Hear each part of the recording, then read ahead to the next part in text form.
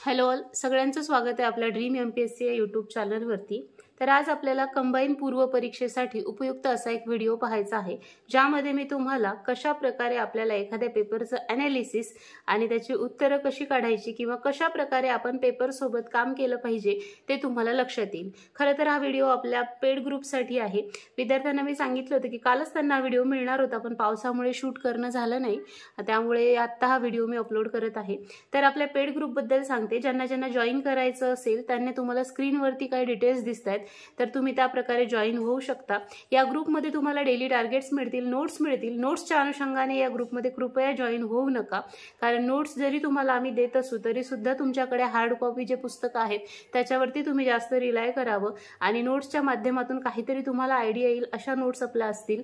त्याचसोबत तुम्हाला काही ऑडिओ नोट्स सुद्धा आम्ही प्रोव्हाइड करू आणि काही कशा प्रकारे आपण अभ्यास करायला पाहिजे तर या गोष्टी तुम्हाला त्या ग्रुपच्या माध्यमातून मिळतील। बाकी डिटेल्स तुम्हाला स्क्रीनवरती दिसतच आहेत। ज्यांना जॉईन करायचं आहे ते जॉईन करू शकता। त्याचसोबत आपलं एक ईबुक सुद्धा आहे, तर ते तुम्हाला परचेस जर का करायचं असेल तर तुम्ही ते ईबुक सुद्धा परचेस करू शकता, जिथे तुम्हाला 2013 पासून आयोगाच्या जुन्या सर्व प्रश्नपत्रिका फायनल आन्सर कीने टिक केलेल्या मिळतील। तर त्या ज्या प्रश्नपत्रिका आहेत त्या तुम्हाला नक्कीच उपयुक्त ठरतील आणि ज्यांना PDF काढायची आहे ते तर आपल्या टेलिग्राम चॅनलवरती उपलब्ध आहेच, तर तुम्ही ती प्रिंट काढू शकता। त्याच्यामध्ये आन्सर्स नाही आहेत, त्यामुळे तुम्हाला ईबुक घ्यावं लागेल। आन्सरची PDF मला मिळाली तर मी तेही कधीतरी शेअर करेन। आता बोलूया आपण आपल्या 2018च्या पेपरबद्दल। हा तुम्हाला डे 1ला जेव्हा मी टार्गेट दिलं तेव्हा सांगितलं होतं। खरं तर 2017चाही पेपर आपल्याला करायचा आहे, पण यामध्ये प्रश्न थोडे अस्ताव्यस्त आहेत, म्हणजे सब्जेक्ट वाईज नाही आहेत, एक दोन प्रश्न इकडले तिकडे घुसले, त्यामुळे मी 18चा पेपर सिलेक्ट केला। तर 2018चा पेपरमध्ये सुरुवातीला आपण ए सेटमध्ये पाहिलं तर आपल्याला करंटचे प्रश्न दिसतात। आता तुम्हाला असं वाटतं की 18चा पेपर आहे आणि 18चं करंट आत्ता वाचून काय फायदा, की तेव्हा काय विचारलं होतं, कारण ते थोडीच आत्ता येणार आहे, ऑब्वियस आहे। बट आपल्याला त्याच्यामधून काही गोष्टी लक्षात घ्यायच्या आहेत। जसं पहा, प्रश्न क्रमांक 1 आहे, प्रधानमंत्री मातृत्व वंदना योजनेबाबत खालील विधाने लक्षात घ्या।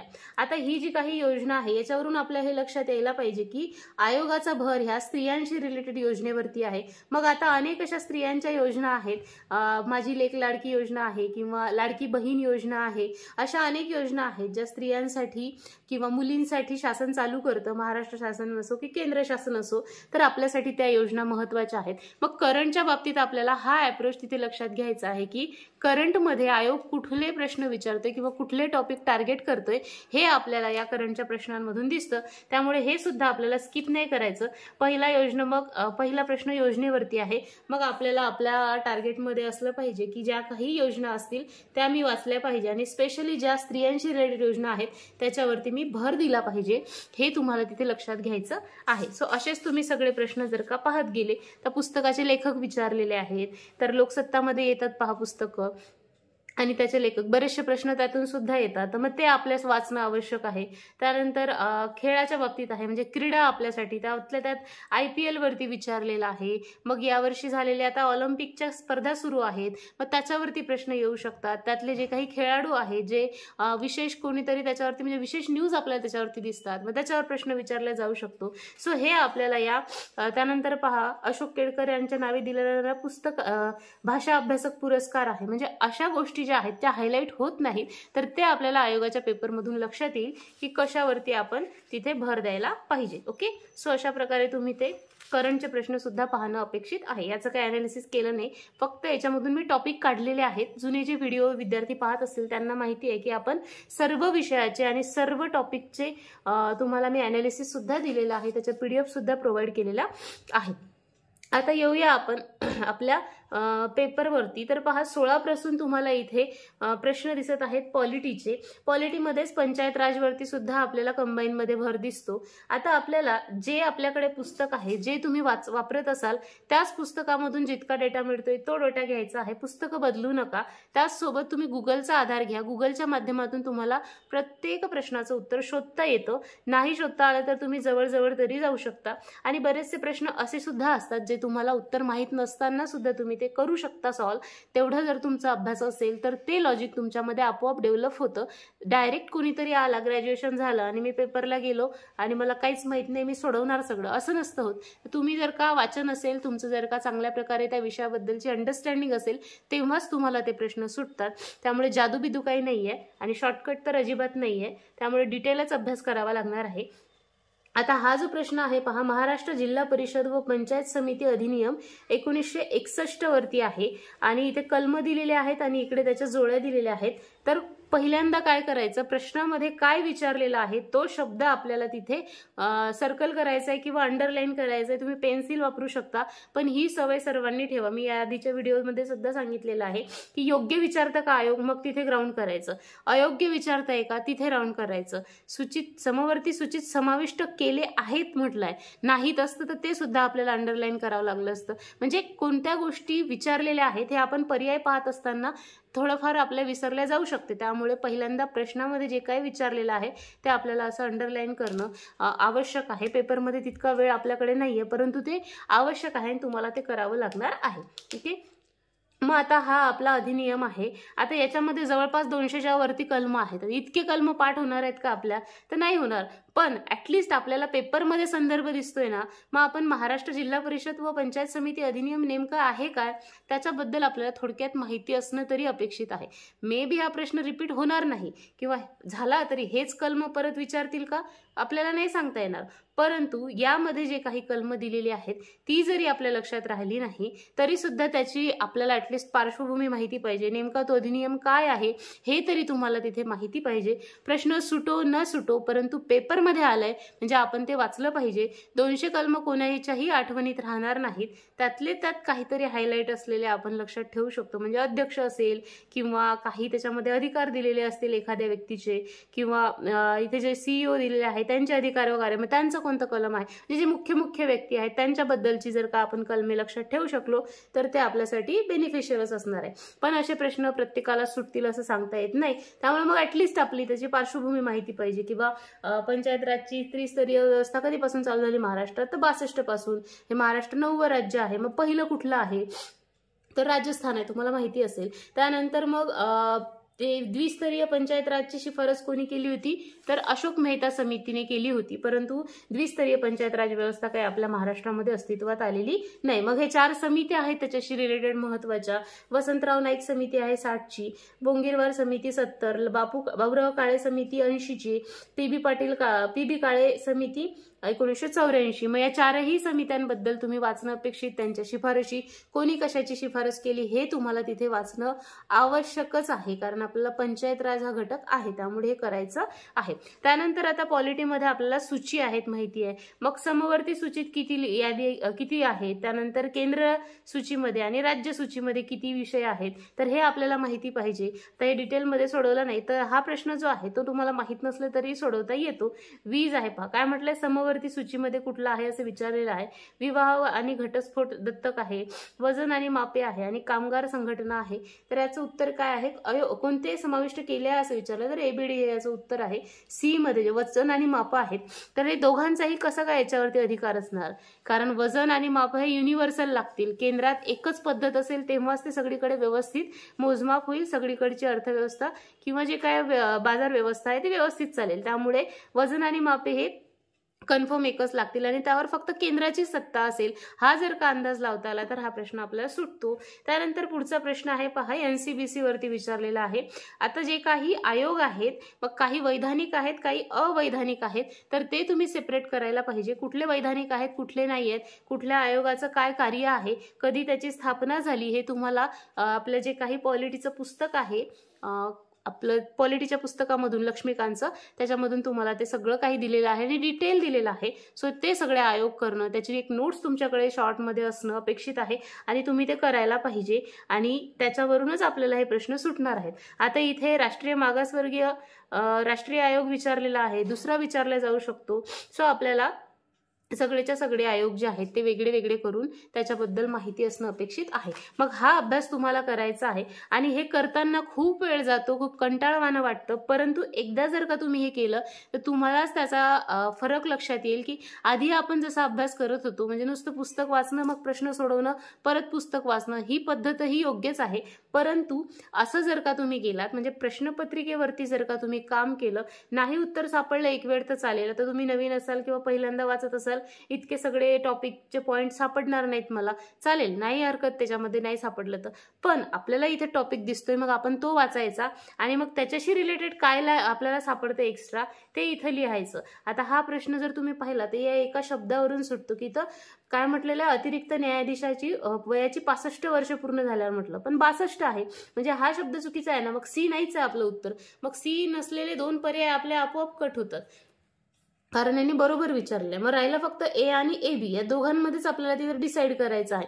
सो हे इझी पडतं आपल्याला करायला आणि यावरून आपल्याला उत्तर सोडणं. त्यातल्या त्यात ए दोघांमध्येही आहे म्हणजे ए पाहायची गरजच नाही आहे, फक्त आपल्याला बी हा ऑप्शन वाचावा लागतो. इतका 2 वाचण्याचा आपला वेळ वाचतो. हे केव्हा होतं, जेव्हा आपला अभ्यास चांगला असतो. तर तुम्ही म्हणाल की अभ्यासच तर नाही झालेला आहे, मग हे डायरेक्ट कसं काय लक्षात येईल, तर झालेला नसेल तरी तुम्ही याच्यातून टॉपिक काढा, प्रत्येक विषयाचे अशा प्रकारे टॉपिक काढा आणि तेवढे टॉपिक जर का तुम्ही करत गेला तर चांगल्या प्रकारे तुमचा हे कुठलाही सब्जेक्ट होऊ शकतो, पॉलिटी असो कुठलाही सब्जेक्ट असो. आणि एमपीएससी तुम्ही करताय पहिल्यांदाच पुस्तक पाहतोय मी असं काही नाहीये, तुमचं बऱ्याचशा विद्यार्थ्यांचं झालेलं सुद्धा असतं, तर त्यामुळे तुम्हाला ह्या गोष्टी करणं तिथे अपेक्षित आहे. आणि जर आपल्याला इथे मग आता उच्च न्यायालयाच्या न्यायाधीशाबद्दल विचारलं तर ऑब्व्हियस आहे, राज्यसेवेचा पेपर असता तर सर्वोच्च न्यायालयाबद्दल विचारलं असतं. आता कंबाईनचा पेपर आहे म्हणून इथे उच्च न्यायालयावरती भर आहे, मग आपलं उच्च न्यायालय डिटेल झालं पाहिजे. कुठल्या गोष्टी उच्च न्यायालयात होतात, मग नाही झाल्या मग त्यातल्या जे काही उच्च न्यायाधीश आहेत त्यांचे काय काय अधिकार व कार्य आहेत, त्या सगळ्या गोष्टी, ते कोणाची नियुक्ती करतात किंवा त्यांची नियुक्ती कोण करतं, ते त्यांचा राजीनामा कुणाकडे देतात, कुठल्या पद्धतीने त्यांना पदावरून काढता येतं, तर ह्या गोष्टी आपल्याला तिथे आल्या पाहिजे. आपण एक अधिकारी होण्यासाठी जी परीक्षा देतोय त्या माध्यमातून आपलं नॉलेज तसं असलं पाहिजे, आपल्याला पूजा खेडकर बनायचं नाहीये. सो त्यामुळे तुमचा अभ्यास चांगल्या प्रकारे असला पाहिजे. ओके. आणि आता राहिला प्रश्न, आता पुढचे प्रश्न पहा. 20वा प्रश्न आहे, खालीलपैकी कोणत्या कारणास्तव राज्य भाषण व अभिव्यक्ती स्वातंत्र्यावर अनुच्छेद 19A नुसार बाजवी बंधने घालू शकते. काय म्हटले, घालू शकते असं विचारलेलं आहे. आता आपण वाचलं कीच आपल्याला लक्षात येईल की कोणकोणत्या कारणामुळे बंधनं इथं घालता येतात. तर पहा, न्यायालयाचा अपमान कोणाला करता येईल का, तुम्हाला कितीही स्वातंत्र्य दिलं घटनेनं तरी तुम्ही कोणाचाच अपमान नाही करू शकत, न्यायालयाचा तर कसाच करू शकणार, शेवटी न्यायव्यवस्था ही सर्वोच्च असते. तर त्यामुळे मग हे तर असणार, म्हणजे ए आहेच. पहा, ए याच्यामध्ये नाहीये म्हणजे हा ऑप्शन आपला कटला. वरील सर्व असणारच नाही, ऑब्व्हियसली इतके पर्याय दिले म्हणजे वरील सर्व असणार नाही. हे लॉजिकही डेव्हलप होण्यासाठी क्वेश्चन प्रॅक्टिस आवश्यक आहे, त्यामुळे वरील सर्व आणि हे कटलं. राहिले हे 2 प्रश्न. आता त्यातल्या त्यात कॉमन पटकन पाहून घ्यायचे. ई यात आहे, ई यात आहे, ए यात आहे, ए यात आहे, म्हणजे हे पाहायची आवश्यकता नाही. सी पण आहे, सी पण आहे, म्हणजे आपल्याला फक्त बी आणि डी वरती इथे लक्ष द्यायचं आहे. आता बी मध्ये काय आहे, अल्पसंख्याकांचे संरक्षण. आताच आपण एनसीबीसी बद्दल पाहिलं की जे काही लोक अल्पसंख्याक आहेत किंवा मागासवर्गीय आहेत त्यांच्यासाठी तर घटनेमध्ये तरतुदी आहेत, मग त्यांचं संरक्षण करण्यासाठी रोखणार कशी काय आपल्याला घटना, अजिबात रोखणार नाही. त्यामुळे आपल्याला हे त्याच्यामध्ये असणार नाही. मग ज्यामध्ये बी आहे ते आपलं उत्तर असणार नाही. सिंपल, इथेच आपलं उत्तर निघतं. आता असं करताना पेपरमध्ये भीती वाटू शकते की अरे यार डी पाहून घेऊ का, डी नाही असलं तर काय करणार, पण दुसरा पर्याय आहे का तुमच्याकडे, नाही, मग पटकन मारायचं. अशाच प्रकारे आपल्याला टाइम सेव्हिंग पद्धती वापराव्या लागतील. मग आता अभिव्यक्ती स्वातंत्र्यामध्ये जे 6 स्वातंत्र्य आहेत ती कुठली कुठली आहेत ते आपल्याला माहित असणं अपेक्षित आहे. 7वं सुद्धा होतं, ते रद्द झालं. कधी झालं, मग 44वी घटना दुरुस्तीनुसार मालमत्ता धारण करण्याचा अधिकार होता. आणि हे जे काही रद्द झालं मग, तर हे कोणत्या वर्षी रद्द झालं, म्हणजे 44वी घटना दुरुस्ती कधी झाली, 42वी घटना दुरुस्ती महत्वाची आहे. या अनुषंगाने आपल्याला इथे संदर्भ मिळतो 44व्या घटना दुरुस्तीचा, मग ते सुद्धा तुम्ही करणं तिथे आवश्यक आहे. सो अशा प्रकारे आपल्याला पेपर सोबत आपल्याला काम करायचं आहे आणि त्यानुसार अभ्यास करायचा आहे. ही पद्धत कठीण आहे, कठीण म्हणण्यापेक्षा वेळ खाऊ आहे, पण पर्याय नाहीये, तुम्हाला असंच जावं लागेल, त्याशिवाय तुम्हाला मार्क्स मिळणार नाही. तुमचे याच्या थ्रू बरेचसे टॉपिक कव्हर होतात, म्हणजे एक दिवशी तुम्ही एका पेपरमधले टॉपिक काढून जरी केले ना तरी ते करणं सोपं नाहीये एका दिवसात. आधी तुम्ही वाचलेलं असेल तर ते सोपं जाईल. ओके. सो नेक्स्ट आहे पहा मग महाराष्ट्र विधानमंडळाबाबत खालीलपैकी कोणती विधान चुकीचे आहे.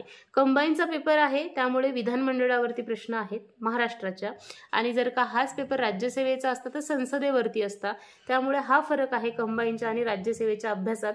एकाच अभ्यासात दोन्ही परीक्षा निघतात का, तर हो निघतात. मग तुम्ही संसदही करणं अपेक्षित आहे आणि तुम्ही राज्य विधानमंडळही करणं अपेक्षित आहे. असा अभ्यास असेल म्हणजे सगळंच केलं तर मग तर निघणारच ना. पण तुम्ही जर का एका परीक्षेला टार्गेट करून व्यवस्थित त्या परीक्षेचा अभ्यास केला, सगळीकडे दगड मारत आपण बसलो नाही तर ते अभ्यास होऊ शकतो. सो अशा प्रकारे तुम्हाला टॉपिक वाईज जावं लागेल. कुठल्या एक्झाममध्ये कशावरती जास्त भर आयोग देतोय हे तुम्हाला लक्षात येण्यासाठी प्रश्न तुम्हाला सोडवावे लागतील, आणि अशा प्रकारे तुमचा जर का अभ्यास असेल तरच तुमचं ते काय आहे प्रश्न सुटणार आहेत. सो हा प्रश्न आहे पहा मग विधानमंडळावरती आहे. मग आता विधानमंडळात भाग 6 कलम 168 ते 212 मध्ये आहे. संघटना आहे, संरचना आहे, कार्यकाल आहे, अधिकारी आहे, प्रक्रिया आहे, विशेष अधिकार आहेत किंवा अधिकार आहेत ते कुठले कुठले, कशा प्रकारे विधेयक प्रलंबित होतात त्याच्यावरतीचा प्रश्न आहे. सो ते तुम्हाला तिथे पाहणं अपेक्षित आहे. त्यानंतर हा प्रश्न आहे, हा नाही आला तरी काय हरकत नाही. आता काही प्रत्येकच प्रश्न सुटणार का, काय विचारलंय पहा.